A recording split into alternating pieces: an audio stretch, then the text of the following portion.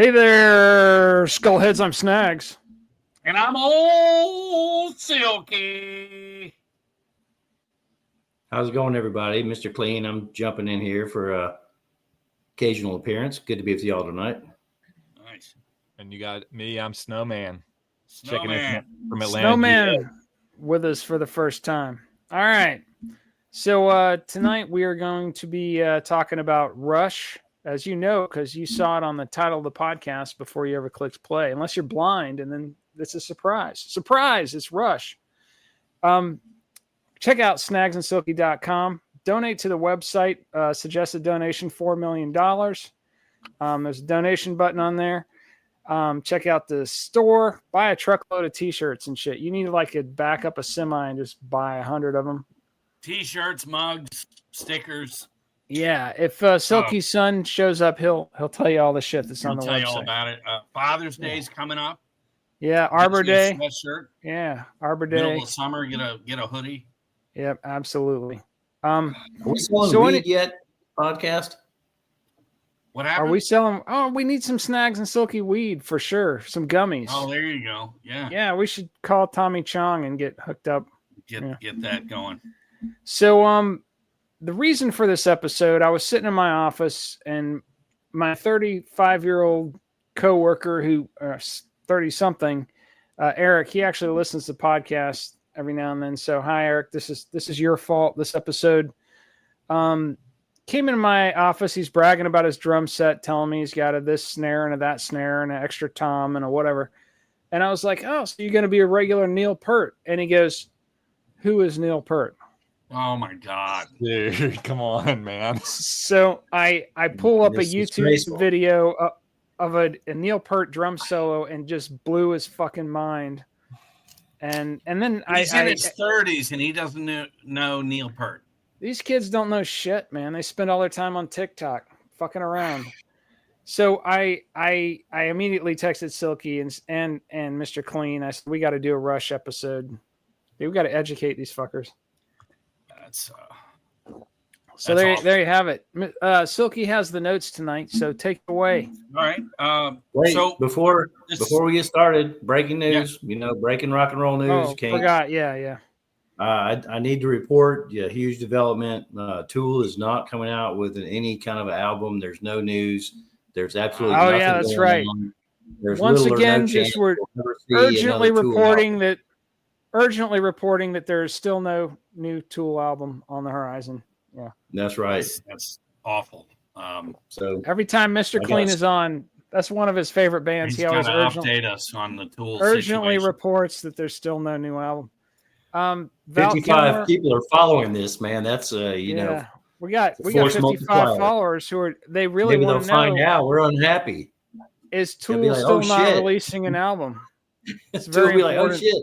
Snags and Silky are not pleased. Mr. Clean's coming to Arizona to kick Maynard's ass. Once those 55 followers rise up and take to the streets, there will be a new Tool album tomorrow.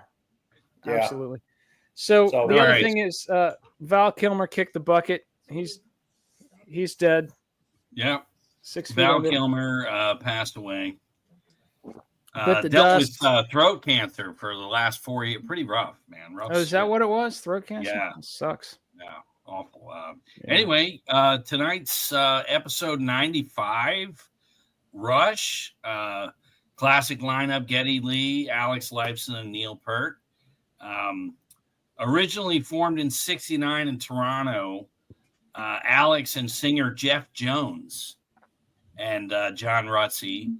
I'm Jeff Jones. I used to be in. That's great, man. Yeah. Can I have my fries now? Somewhere up in Canada at a Tim Hortons, there's a guy serving coffee, trying to tell anyone who'll listen he sang. I used to be in Rush. I was in Rush. That's great, man. Give me my moose burger. Latte. Give me my moose burger and my latte. Yeah. But anyway, Geddy replaced Jeff fairly quickly. A few lineup changes would follow. They did have like a second guitarist and keyboard. They had added all this stuff before they solidified to a power trio. And Rutsey would depart mainly for health reasons. Full-blown diabetes and booze doesn't mix. Let he me was make that told to work go. for a little while. Yeah. But Neil Peart joined in July of '74, just a few months after Rutsey left. And then they, had the first album coming out and everything. Did you guys any feelings on that first record? Hey baby, it's a quarter too late, and I'm in the mood. It sounded just like the album. I did, of course. My impressions always do. I think that just hearing Geddy Lee sing Kiss lyrics is phenomenal. There it is. Yeah. Finding my way, need some love. Snowman is holding up Take as a friend. the first Rush album. Yeah. What you're What else doing. you gonna say? Working Man. Come Before on. and after and Working Man. Anthem Records. Working Man is a classic. Dude, that new thing they just put out, Working Man on that 50th. Holy crap. Unbelievable, man. Yeah, a different guitar solo. It's unbelievable. Yeah. That's the vault guitar version. solo. Oh, that guitar solo on Working Man is insane. I listened to it tonight before the podcast to get fired up. Yeah, that they're referring to the playlist we slapped together for this episode. That vault version, different guitar solo is just sick. It's sick. Where was that? Where was that been this whole time, man? Well, I tell you, Snowman, that was released digitally.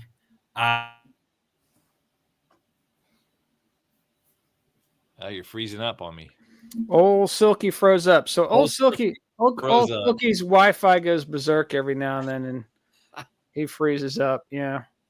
The good thing is this isn't live, so I got to make a note. 7 minutes and 15 seconds. Edit this out, unless we say shit that's entertaining until. It's on a Silky if we wanted to. And he couldn't yeah. We could talk about that freeze frame right there, like what he's actually doing. Like, is he just suck a cock, or what's he doing right there? It's been unveiled. Yeah, he looks shocked. Oh man! Hold on a second. Let me make. Wait, what's that reflection in his glasses? I mean, there's something. Maybe we can actually. He's looking at porn. Damn it! He's gone now. He's logging back in. I don't know. I think this is pretty entertaining. I might not want to edit this out. I'd leave it in there. Yeah. No, I can see the reflection of porn in his glasses. Yeah. Oh man, well, he's a known multitasker, so he can drop the Rush bio while watching porn at the same time. Oh my god! My goodness. Crazy. Luckily for our listeners, this is an audio only podcast, so that's probably lucky. Yeah. I wish I was a listener. Didn't have to see that. Now that was shocking. What was on his screen? We won't. It was perfectly legal, but it was pretty shocking. Oh, here he is. Brett's calling into the podcast. Hey, you're a guest on the Snags and Silky podcast. What do you got, Brett? So we had a brownout. I'm waiting for my router to kick back in. Well, we've decided we're not editing this out because we've said some pretty entertaining shit about you while you're off. Yeah, that's all good. I'll be right back as soon as this kicks in. Well, you're on live on the Snags and Silky show, so just keep going. I'm holding you up to the mic. Let's go. There's a brownout. Okay, so that first album. I don't know what you guys had said, but I actually had. You'll find out when you listen to the podcast. I had the 8-track, the LP, the cassette, and the CD of that first Rush album. Over the years. I think the same thing. Like, I have so many copies of all these records in cassettes and on vinyl. Did I lose you? CD. Can you hear me? Oh, he can't hear you. Yeah, that's right. Yeah, fuck. All right. Let's see. I could take my headphones off. My audio quality will suck, but let's just keep going. Yeah, it's good. Well, I'm about to be back on. So how are you about to be? The listeners will have heard all of this shit. So how are you about to be back on? Are you sure that your brownout's over? Yeah, I got lights on, dude. It just shut everything down. I had to wait for the router to kick back on. Oh, okay. Well, looks like he's about to be it. Silky is about to re-enter the studio. I'm so relieved I'm not going to have to edit this shit afterwards. No. All right. Well, you remember a recent episode where alien abduction was discussed. That might have actually been what this episode. Yeah, and they brought him up. They were like, "What the fuck?" And they sent him right back down. Set me right. I wouldn't remember those. So Andy swears he saw porn in the reflection of your glasses when your face froze. So. Oh, maybe. Yeah. No. So anyway, what did you guys? Did you guys discuss the first album? We were talking. We were just speculating what you might have been watching. Oh, no! The whole power just went. Well, he lives in Florida, so we just that's expected. Did I mention how hot it was today? So it's just that time of year for these brownouts. But yeah, Rush first album charted at 86. And what's crazy is the Fly By Night charted at 9. So that was a hell of a jump. And that was really, they really broke out with that second album. Fly By Night, Snowman holding up Fly By Night CD. Bringing the receipt. Very subtle. Yeah. That's not a scratch on that CD case. I don't know if you didn't notice that. It's been like in the vault. Is that an original issue CD from back in the early 70s? No, this is the remastered. Yeah, it was a joke. Some of these are old, some of these are new. It was a joke. They didn't have CDs in the early 70s. We'll wait till we get to it. But I got some fun stuff. Keep going, Silky. Oh no, what were you gonna say, Snowman? I just saw that I got the old hole puncher tower. Records, the old back in the old cutout bin CD with the hole punch. The promo from the record label. Oh, promo. Yeah. Okay, there you go. Yeah, that's cool. But yeah, Fly By Night, they really broke out that 74. So they'd have been touring all through Canada with Kiss, and the song Fly By Night got them radio play. They really took off. Neil Peart would be writing almost all the lyrics at this point, while Geddy and Alex would do the music. And Peart was really influenced, as you know, by Ayn Rand. And Ayn Rand, yeah. Ayn Rand. He would kind of take all their writing to more of a science fiction, very literary subject matter versus hey baby, it's 8:45 and I'm in the mood. But I love that first album. I like Caress of Steel almost more than Fly By Night. Yeah, there's a story. I remember reading some interview with, it might have been Alex Lifeson or Geddy Lee. They were saying they were good friends with Kiss because they toured with him around that time a lot. And they did Caress of Steel, and he said he gave a copy to Paul Stanley, and Paul Stanley didn't get it at all. He's like, what happened to Hey Baby, It's 8:45? Yeah, you had the Necromancer on there. Some weird stuff.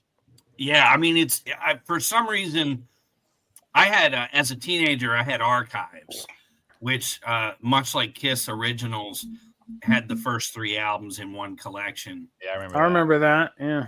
And I don't know. I loved Caress of Steel, that whole album. It was just so different. And I think that's what they were trying to do. Sadly, with Caress of Steel, the record label damn near dropped them because it just did not take off the way Fly By Night had. And you have to wonder with Rush at that point, like they're going to do it their way. And Silky's had there's some great shit on there. Anthem and Silky's freezing up. I don't know. You might be able to hear him. Yeah, I lost him on my end. Sometimes when he freezes up, the listeners can still hear him. You know, he lives in a third world neighborhood, and he's got like an outhouse in the back, and his computer's got a little wind up handle, so he's got to wind it up. You know, right. I think he might have had another very thoughtful. Yeah, can you guys? Can you hear me? Yeah, now we can. Yeah, your Wi-Fi sucks, dude. Well, I think a lot of times when we have this many people on, I don't know. It fucks up your Wi-Fi. Yeah. I don't know. This happened the last time we had 4 people on. So plug in directly next time if you can. But anyway, yeah, keep going. So so Caress of Steel, they damn near shot themselves in the foot with sales. You know, and then, you know, when they did 2112, that was it. You know, they really. You have to give them. You have to give them credit for not doing a pop album after an album that just tanked with the sales. You know what I mean? Yeah, yeah. Probably could have been some pressure from the record company. Just you know, why don't you just do some. Try to get a radio hit, you know, and they went that complete opposite direction. Yeah, I mean, if anything, they stuck to the formula of Caress of Steel and did another concept thing, but 2112 is just ridiculous. It set us all. It just changed everything. That record, and if you think about, you know, our age group. All of our main bands were in full steam. You know, you went to the local store and got Circus or Kerrang, Hit Parader, Rolling Stone, Cream, keeping up with all your bands. But there was a reverence with Rush. They just, when a new record came out, you were like, oh my God, we got to check out. You know this. You knew it was going to be amazing. We were all probably a little young. I mean, I didn't really plug into Rush until like I think it was Moving Pictures, maybe a little later than you guys, but this was what, 76? Yeah. Yeah. So, but I could imagine. I always hung out with kids that were just a little bit older, and so I remember 2112 was that was really the first record that I remember. And then, you know, going back and getting the other ones. But, 2112, that epic 20-minute track, all of side 1. And then Patches of Bangkok, Twilight Zone, Lessons, Tears, and Something for Nothing. Such a powerful record. Damn. Good shit. What do you guys think about 2112? That's just epic, man. I know I wore that out, man. There was a time where it was just that was it. Late high school, early college, we just could not stop listening. Like every weekend, you know, we'd be partying and 2112 would get played. I mean, it was just like, we've got to play 2112. I mean, it's just not happening this weekend. We play that whole, you know, and by then we had CDs. Also, it's just so wicked. Cool. The storyline for 2112. This kid finds an old guitar in a cave and starts strumming it, and goes back to his elders to say, "Hey, this music is this is for everyone. This is amazing." And they're like, "No, it doesn't fit our agenda," and you know, it shuts him. It's just such a powerful storyline. There was a reissue of 2112 that came with like a comic book, and it was real cool to see all that whole story like played out visually, you know. But well, I mean, Rush's writings, they're always every album. I mean, you can tell they're being very thoughtful.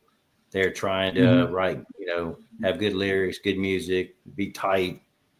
Well, and that was singing about beer in a truck or banging chicks or, Right. it's that get like deep. That's what they were called like the nerd, the nerd rock and roll band. They're really intellectual.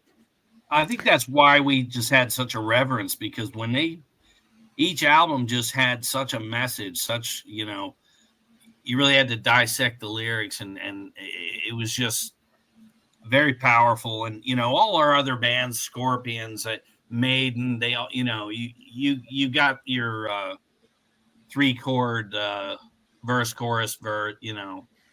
I wouldn't say that about Maiden, but yeah, I know what you're saying. Yeah, but just all the other bands, but when each of these records would come out, you're like, oh my God, this is going to be amazing. My favorites, Farewell to King, Hemispheres, and Permanent Waves. Those 3 albums, I really combine them all together. Yeah, they had a streak going for a while in the 70s, just nonstop. That takes you right up just before Moving Pictures, and those 3 records are just ridiculous. They just continued to build on Neil Peart's writings, his intensity, and just the music. Snowman, you play bass. You've been in bands. How easy or hard is that Rush stuff? It's just beyond. The hardest. It's the hardest. Can you whip out your bass and just play La Via Strangiata for us? Let me do that for you guys. Yeah, that'd be great. Dude, those guys just like nobody else, man. And they were so freaking tight and so good and just so precise, and tones and production, just the total package. Yeah.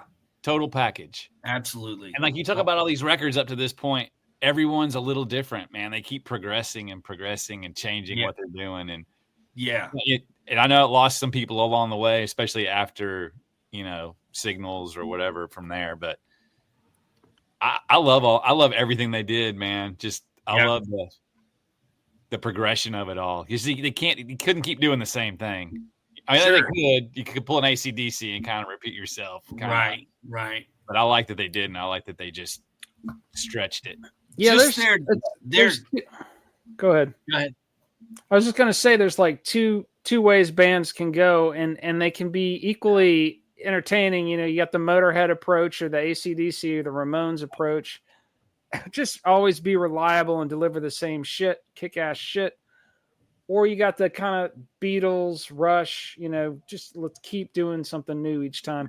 And if you listen to that retrospective 50-year thing, I mean, man, that takes you on a ride. You just start at the beginning and listen all the way through. You're like, dang, man, they just evolved. When I made the playlist for this episode, I used that 50 as a template and filled in key things that I felt should be there. But it's amazing. I wish I had the money to get that $400 one with the extra books. You'll find with the rubber snake and the propeller hat, there's bumper sticker. There's like coffee table books in that one, and nice. And they're only in that. I mean, it'd just be cool to see that pictures of them through the years and stuff. Hey, Snags, when you asked Snowman about the bass, was that some of the hard stuff to play? And the first thing I thought of was the song Subdivisions, because I was listening to that today, and that bass and that is just so tight. And it's just like, God dang, man, when you listen to that, you're like, damn, man, that's just badass. Some bass. Everybody is so tight. Geddy Lee was playing these killer bass parts. He played keyboards with his feet. He had these little foot pedals to do extra keyboard shit and sing at the same time. Yeah, that's crazy. I was going to bring that up. Snowman and I had seen Rush a few times, but you would see him one hand on the keyboard, one hand on the neck of the bass, and he's doing these foot pedals, and you're just like, how in fuck is he bringing all that together and remembering the lyrics? And I think Craig or Snags and I were at the same concert there. Was it Signals They're the Omni. With, John Butcher Axis opening. Yeah, and that was some badass concert right there. All the Omni had all this like cone shaped like indentions in the ceiling where all the weed smoke would go up. Yeah, the weed smoke would pool up there. No. Yeah, pretty good concert here. Mr. Clean and I've discovered we've been at a lot of the same shows. But that's funny. I love Rush's dynamic between them. There was such a sense of humor, and when you see Rush in the later years, Alex had these Barbie dolls like glued to a stand, and they're all reaching up in worship, and he would stand there playing guitar, and they're right around his foot pedal, so it's as if he's this giant rock god rocking out, and these Barbies are all reaching up. Or Getty with the rotisserie chicken bass amp behind him. Yeah, or they're doing laundry. They're doing laundry on the stage. I've seen these guys ever since I was 15, and I was thinking about that. Not only their progression with their music, but I remember the first time I saw them, they were real stiff. They weren't, they were great. They were really good, but they were very serious. And then as the years went by, they got more goofy on stage and had more fun. And it was like, I remember each time I saw them, they loosened up, Yeah. Or a little video in the background. Yeah. And, you could tell they just were enjoying it. But in those middle years, Presto and some of those shows, man, they were like super stiff. Even their music was a little stiff, in that era. Yeah. But as they lightened up and got had more fun on stage, the music, I think also reflected that. I think so. My favorite stage gimmick that I've ever seen, there was this local Atlanta band in the late 80s called the Impotent Sea Snakes. Oh, yeah. And one of their parade all the time. Yeah, one of their band members, his sole job was to cook up hamburgers and hot dogs and hand them out to the audience. He had a grill going the whole time. No way. Yeah, it's hilarious. That's funny as shit. Love that. So I think the game changer for Rush was the first one is when Moving Pictures comes out. That was number 1 in Canada and number 3 in the U.S. You're Tom Sawyer everywhere. I think my favorite on Moving Pictures is Vital Signs, but Red Barchetta, Limelight, Limelight, I think my favorite Rush song ever. But Witch Hunt, Camera Eye, Witch Hunt. I love Vital Signs. You think about the riffs, like when Limelight starts, everybody knows what that song is. Like within half a millisecond, you're like, oh shit, I'm not changing the channel, man. This Limelight is turn this on, man. Yeah, it's progressive. Alex Lifeson, I mean, it was a bad son of a gun right there. As progressive as they were musically, some of those songs just became FM radio staples, man. You hear those first chords and you just crank the volume. Back when we listened to radio. Which Alex Life? It's probably every Alex Lifeson solo, but he's playing and then he does a delay and then it just goes. Limelight. Oh, yeah, that's Limelight.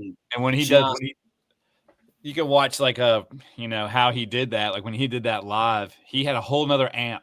He had a pedal he could step on, and it would hold that note. He'd step on it, and it would go through one amp that, then he would start the riff on under it. Dude, I mean, who thinks to do that? Alex Lifeson. Yeah, way underrated. So underrated. He's an incredible guitar player, just unbelievable. The stuff he's one of my favorites. Yeah, I love his damn guitar. Steven Adler is available. They should get him to replace. Oh yeah, right. There you go. There you go. Done deal. They call it Rash.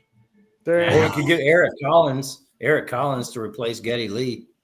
Let's replace Neil Peart. Neil Peart. Yeah, we'll just replace all of them. Call it Rash. When Rush was touring with Kiss, Alex would put this paper bag over his head. Bagman. I could not remember the name that he had with that. Hey, Bagman. Yeah. And he would just riff on the whole room and chase groupies out. I mean, he was just so vile. And Ace Frehley would just piss himself. I'm sure that's Ace's sense of humor completely. Whenever Bagman and he wouldn't just do it; it would just kind of happen. And yeah, I remember you saying it's kind of like a Tony Clifton kind of thing, totally. Andy Kaufman's alter ego. Totally. It's a shame that was never filmed, to catch some of that. Probably best. The funny thing about them touring with Kiss is you couldn't have more disparate personalities in those bands. Kiss literally would reserve a conference room at the hotel to stash groupies in. And they would all come back from the concert and go to the hotel, and they'd each grab a handful of groupies. And Rush, they would all be in their rooms reading books.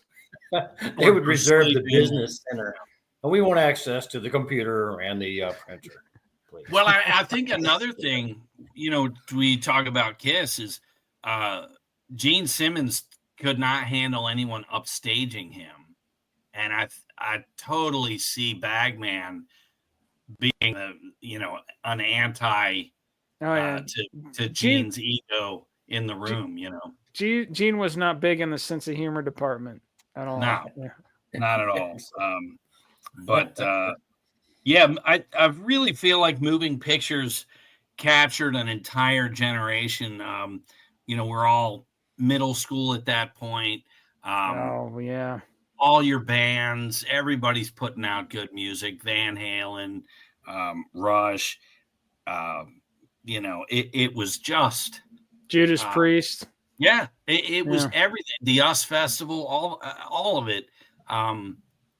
It just captured our entire world. Really. They also started, and a part of this was like the 70s. There's this big sprawling progressive rock thing.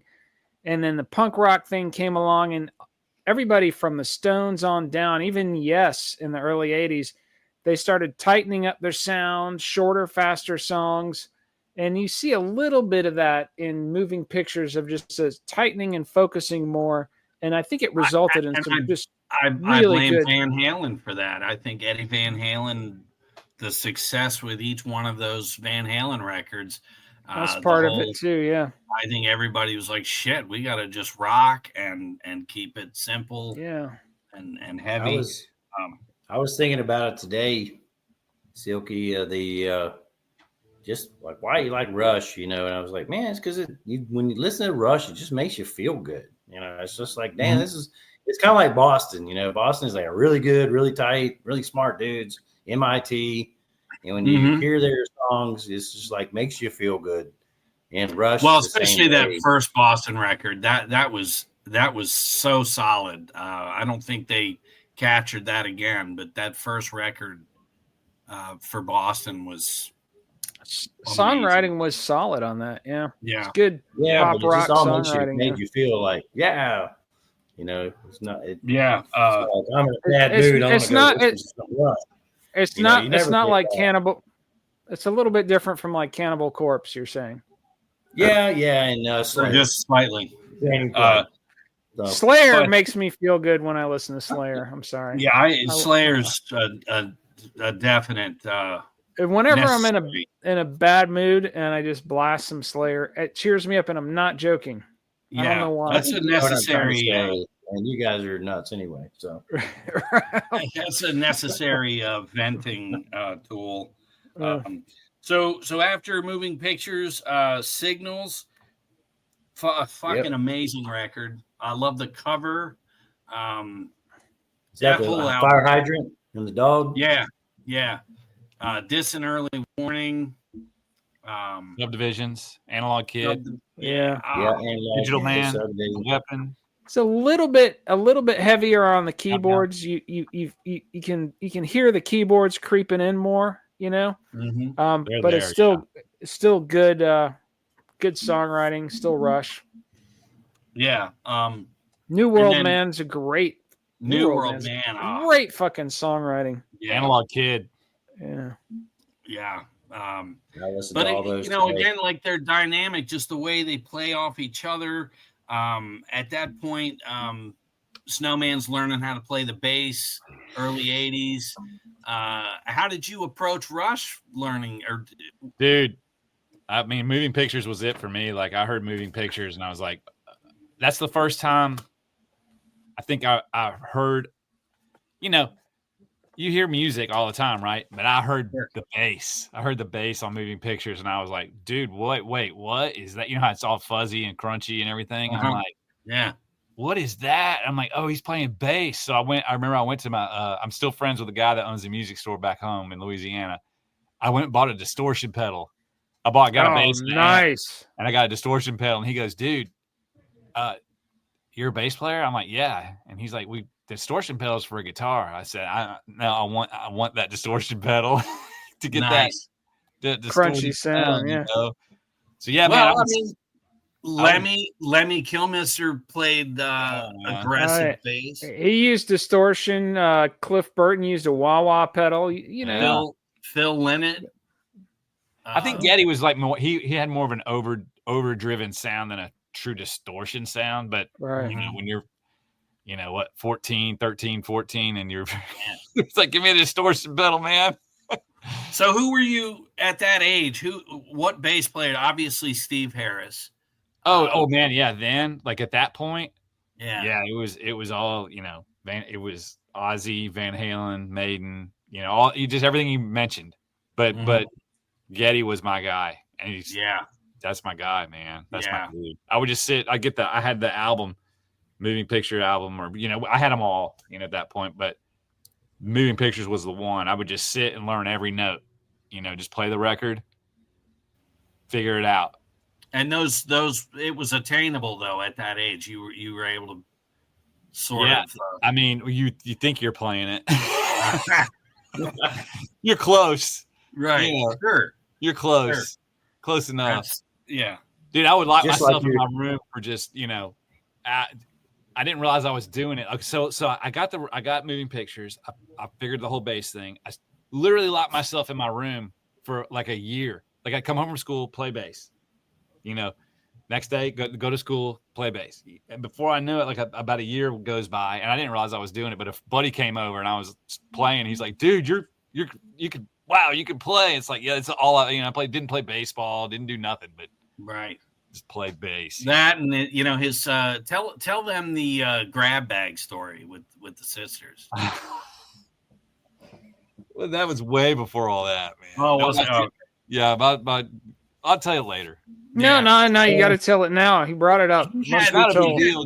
Just my sister would have like a paper bag, and it'd be like 5 cents, and she'd have a bunch of crap, rocks or whatever. My buddies would come over, or a quarter. It was a quarter. Grab bag. You're like.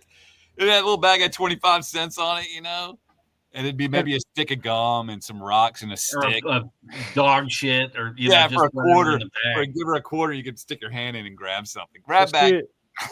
It's an entrepreneur. Yeah. But no, he's in a house with these aggressive sisters. Two sisters. Older sisters. He was lucky to make it through. Yeah, that's right. It was touch playing and go. bass sounds a lot better than wrestling practice. Right. Yeah. Right. Oh man, I took the wrong path. I was shooting BBs at cars and throwing eggs at people, driving around throwing eggs at people. But with Rush, and then if you go back and watch like Fast Times at Ridgemont High, or that was the lifestyle. Caddyshack. It really captured what we were doing, and with this music just accompanying every aspect of life at that time. These bands were just everything. They were absolutely. I can remember riding. Just bands. I can remember taking the bus to school with my little Walkman on and listening to Moving Pictures and just hearing YYZ on the headphones, and you're just looking out the bus window and just, just amazing. Soundtrack. This is soundtrack to our lives, basically. That's it. Yeah, absolutely. 100%. There's a book called Ready Player One that was it's very sci-fi. They made a movie about it, but the book is actually what the story was supposed to be. The movie is completely different, but in the book they reference all these 80s essential 80s things, war games, Fast Times at Ridgemont High, but in the book they actually touch on Rush songs. And even though we're listening to our favorite bands all the time, and we're not, Mr. Clean's not going to go, oh, I haven't listened to Pink Floyd in years. We're still listening to who we like. But that book is really good, and it just touches on. I like that they mention Rush specifically. The agenda of the book is to find these hidden Easter eggs that are 80s referenced because of the time period. And it's fun for anyone who's been through the 80s. Highly recommend that book, Ready Player One. But anyway, so Signals comes out. The next album for me was their last 5-star record, Grace Under Pressure. And that tour was amazing. They released a live version of Grace Under Pressure, a live concert from that time, and it's so fun to hear that, to hear what they did on that tour.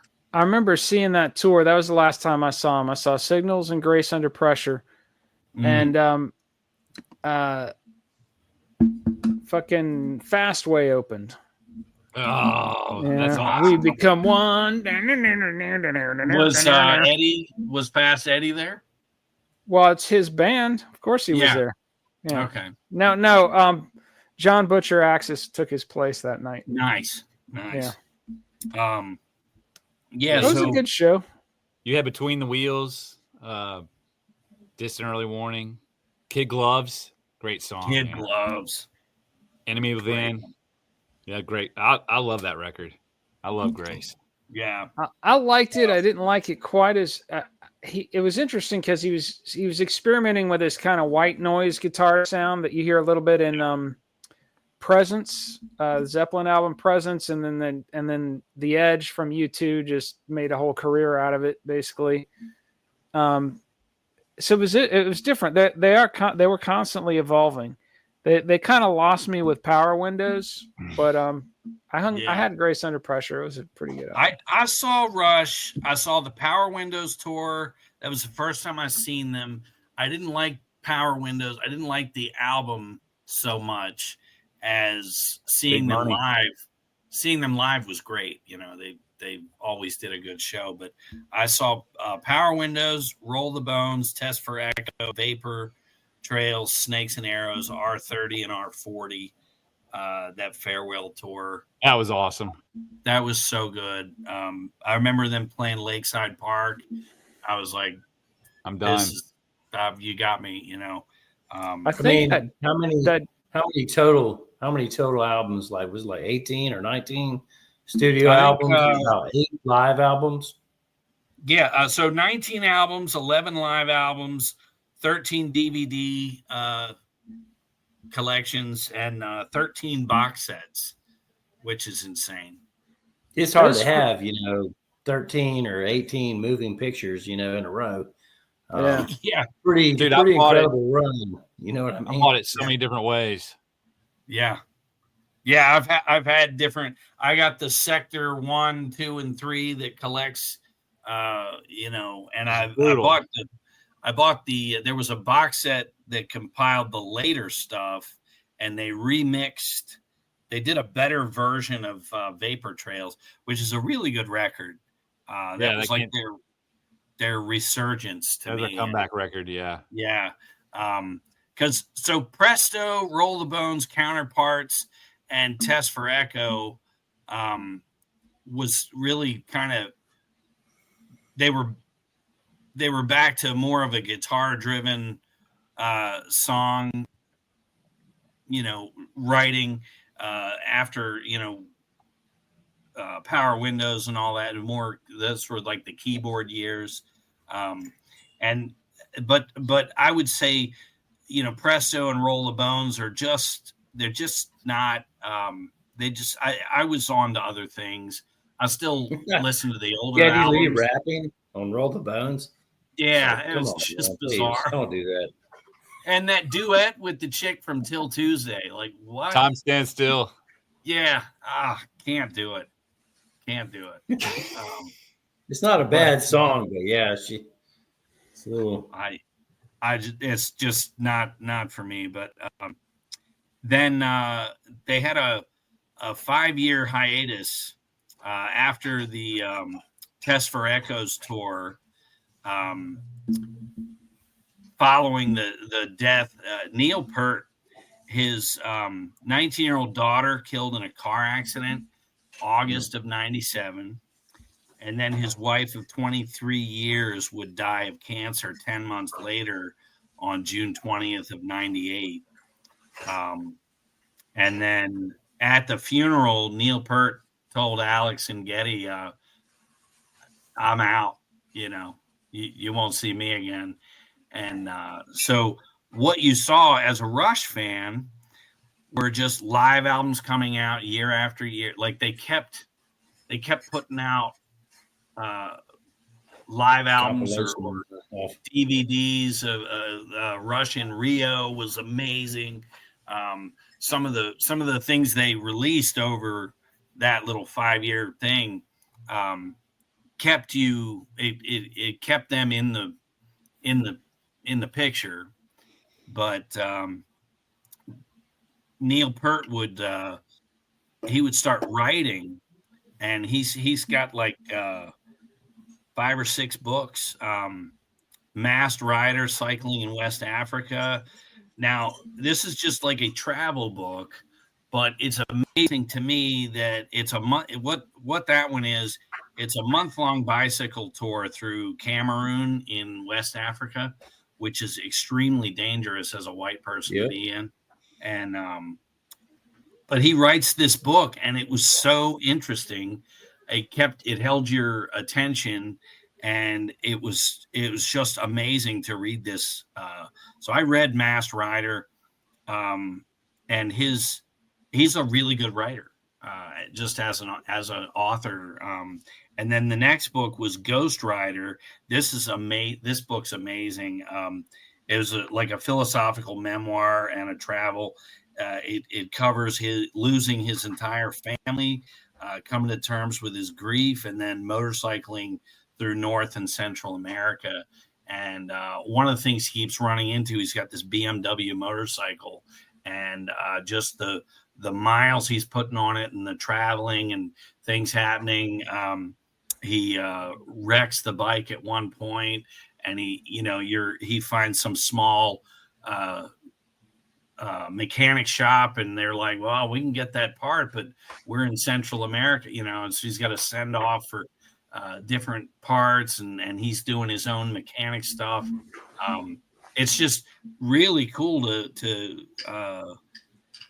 get to know Neil Peart through his writing, and he really puts you there. And Ghost Rider was phenomenal. It was a really good book. There's a documentary. I saw some kind of documentary, and I forget what form it was in, about that whole experience, where he's basically he's writing off his grief, RIDING, writing it off, basically, just taking off, and he was done with Rush. Yeah. And towards the end of that whole thing, he meets a new woman that he falls in love with, and reconsiders, and that he kind of reconnects with Rush life at the end. Yeah, and the band. I feel like that girl was crucial in just kind of getting him out of this hollow drifting thing that he was doing. And then he's got 1, 2, 3, 4 other books. Plus he wrote 2 fiction books on the Clockwork Angels, which was a later concept Rush album. Still part of that resurgence that after Vapor Trails. Snakes and Arrows is really good. And that's a great live record too. But I remember Snowman and I seeing Rush a couple times, probably Vapor Trails or Snakes and Arrows, where they had these dryers up on the stage. And I've seen the footage of that, the big washing machines or whatever. Yeah. But we're like, at first we're like, what the hell is, you couldn't quite figure it out. And I think halfway through the show, a roadie comes out with a laundry basket. That's hilarious. Starts loading. Hilarious, man. Just that sense of humor. So it was around that time that they released an album of covers called Feedback, and that's the one from that era that I've listened to. It's fucking phenomenal. That's great. Yeah, they cover. They call that an EP, but it's 8 songs. It's 8 songs. Yeah, it's got Summertime Blues, Heart Full of Soul, The Seeker. There's a live clip of them playing The Seeker that just blows the doors off. For What It's Worth, Buffalo Springfield, Shapes of Things, The Yardbirds, Mr. Soul, Buffalo Springfield, Crossroads by Cream. One legendary power trio covering another. And that set list that's on that EP. And I gotta say, 7 and 7 is by Love is the. It's another great one. Yeah. It's amazing because that list of songs, that's just really all the parts of what Rush was. The heaviness of Zeppelin, Cream, the Yardbird. That's where they came from. And they managed to almost represent each part of what the whole band was, I think, in those songs. I remember discovering that around when it came out. It must have been like right after it came out, because it was around. No, it was probably about 5 years after it came out, like 2009 or so. Mm-hmm. Just getting on the streaming service, and I wonder what Rush is up to these days, and listening to that and just having my mind blown. I was like, oh shit, they're just kicking ass. Yeah, that EP got me to pick up Vapor Trails because I really liked what I'd heard from Vapor Trails, and then I was like, dude, just fill in the. But I remember asking Snowman, should I get Presto and roll it? Like, I just didn't know those albums at all, and he was like, yes. No, he's like, dude, just you don't need it. You don't need it. Oh, okay. Everything, start with the cover album and Vapor Trails, and really got to get a word in. It's hard. Go ahead. In this damn show, man, when you got these people that can talk their asses off and know too much about rock and roll. So you brought up, Silky, that Clockwork Angels, right? Yeah. So, I'm pretty sure that's the highest debuting album ever for Rush, as far as like on the Billboard charts, which for me is kind of mind-boggling. But in Canada, it debuted at number 1, in the US at number 2, and even Moving Pictures didn't get up to number 1 ever. Not even close. Yeah. So I think it's kind of interesting. The longevity, and at the end of their, like, Judas Priest album, like the 2 albums ago, came out at like number 1. Also. Yeah, you got it. You're like 90 years old. Here's the thing, though. The competition these days is so fucking lame. It's a lot easier to do. Now, you think of who they were competing against back when Moving Pictures came out versus now. Exactly. A decade ago or whenever. Yeah, just kind of interesting statistics. Yeah, Clockwork Angels is a real good concept album, and I have not read the book, but I remember they put out almost like a coffee table book of Clockwork Angels, and I wish I had access. All my stuff's in boxes, but it had just all kinds of shit in it. It was a really cool. We're gonna call this episode "All My Stuff's in Boxes" because every episode. No, that's going to be the 100th. The 100th episode is going to be called "All My Stuff's in Boxes" because every episode, Silky's. I have that, but it's in a box. Because I can't. I want to describe what it was, but it's in a box. It's in a box somewhere. But that Clockwork Angels is a great. I believe that was the last thing they did. Yeah, it was their last studio album. Yeah. Is it possible to have a favorite Rush song? Well, for me, Limelight for me, and that's my. I always go back to that. It's tough though with all those songs. It is really it is, but yeah. What's your favorite Rush song, Mr. Clean? Oh, Spirit of the Radio fucking rocks. Yeah, that whole opening. That's a good one. God damn. I love the Permanent Waves album, and I always thought that Natural Science was kind of a little bit of obscure, not as much radio played, really badass song. But of course, I love Limelight also. It's a great tune. But Working Man, dude, I'm sorry, Neil Peart. Yeah, I'm like, that's the song I got to take with me. That's Working Man is badass.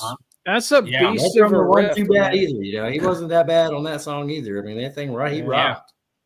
Yeah, John Rutsey for one album. I mean, I like that first Rush album over Fly By Night.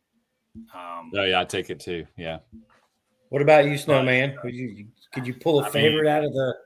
You seem like you're probably the most biggest Rush fan of all. That's so hard, man, because there's so many different eras and different. I guess it had to be something off Moving Pictures, I mean, YYZ is a contender. That's just YYZ's way up there, man. Addictive. That's an addictive song. And Tom Sawyer is it's a pretty good song. Yeah, it's not bad. Obvious, best song. That's an okay tune.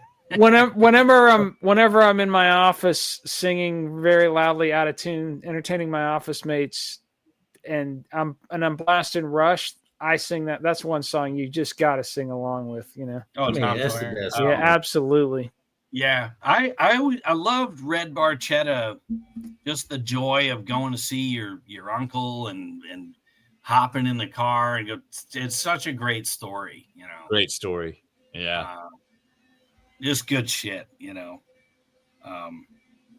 But it reminds me of later Neil Peart doing traveling music, road show, Far and Away, and Far and Near. Those last few books he did, they were all travel books. He really enjoyed writing. It's almost like a diary, but he just makes it so fucking interesting that you keep reading, It's really, really pretty cool. Checking those out. And then there's a ton of concert movies. If you want to get into Exit Stage Left, Grace Under Prayer, those are all DVDs, and obviously the R30 and R40. Those are just amazing. Time Stands Still and Rise of Kings are good documentaries. If you hadn't ever seen Rush, you can absolutely. Snowman, is there a documentary, Snowman, that beyond the Gilded Stage or the Lighted Stage? I know there's a documentary about them. Yeah, it's like a 3-hour thing. I've Beyond the seen Lighted Stage and Time Stands Still. Yeah.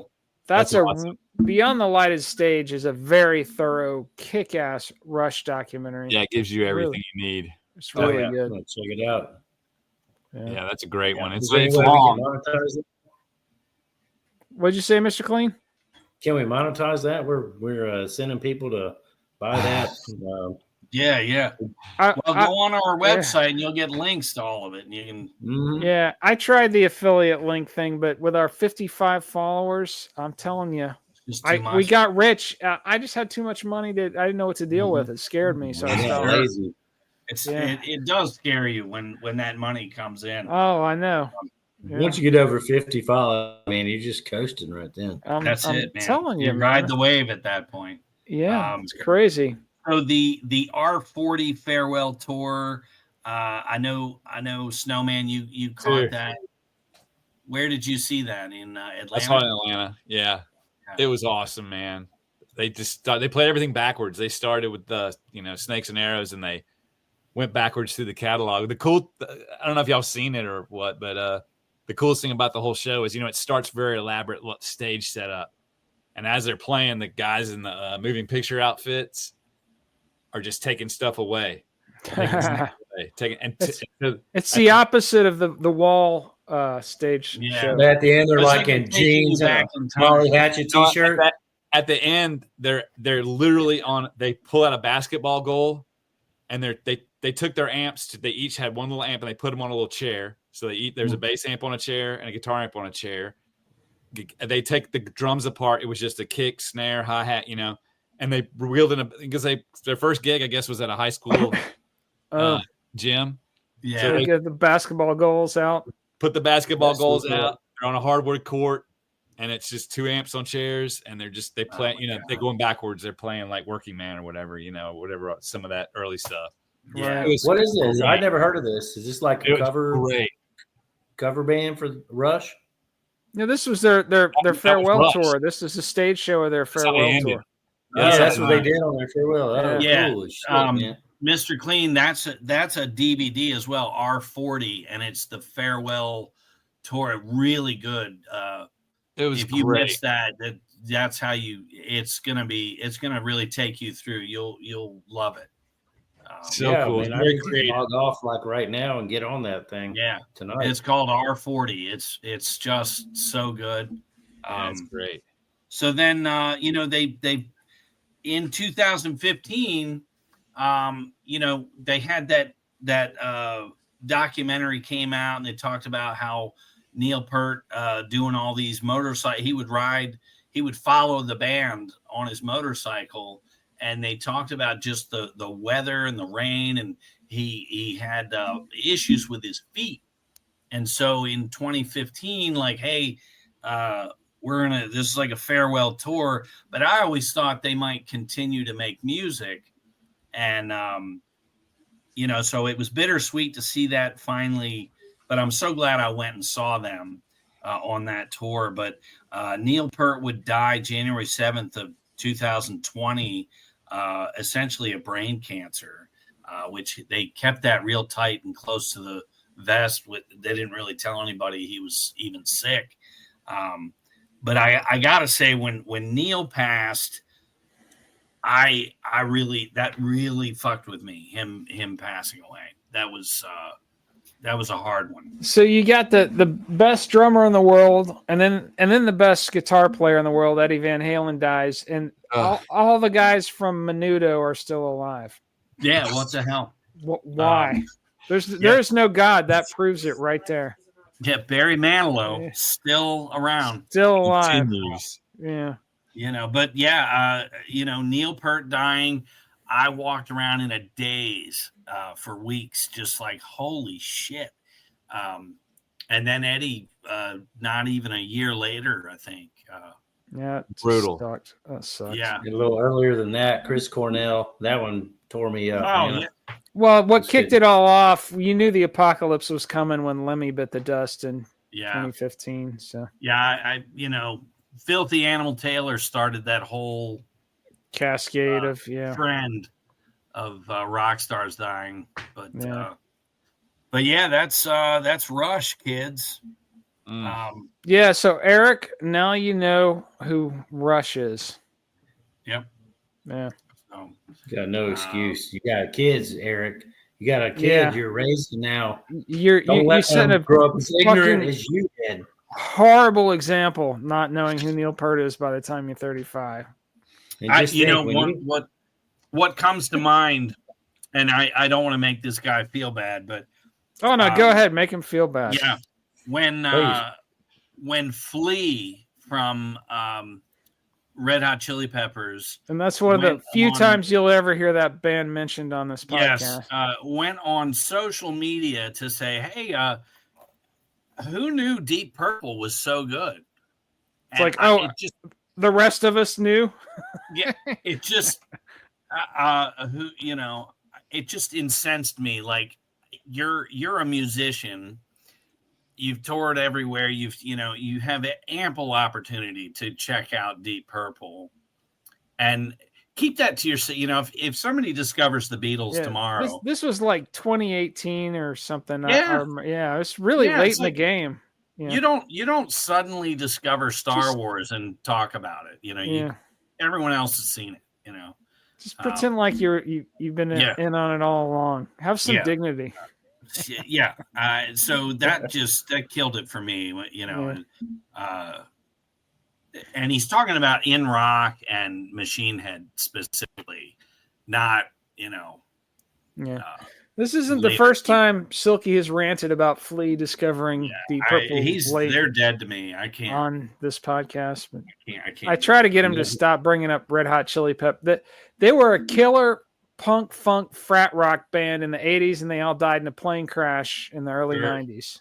Yeah, that's the story of the Red Hot Chili Peppers. Just goes to hell, Yeah. But anyway, 5 minutes of my life I'll never get back. That's right.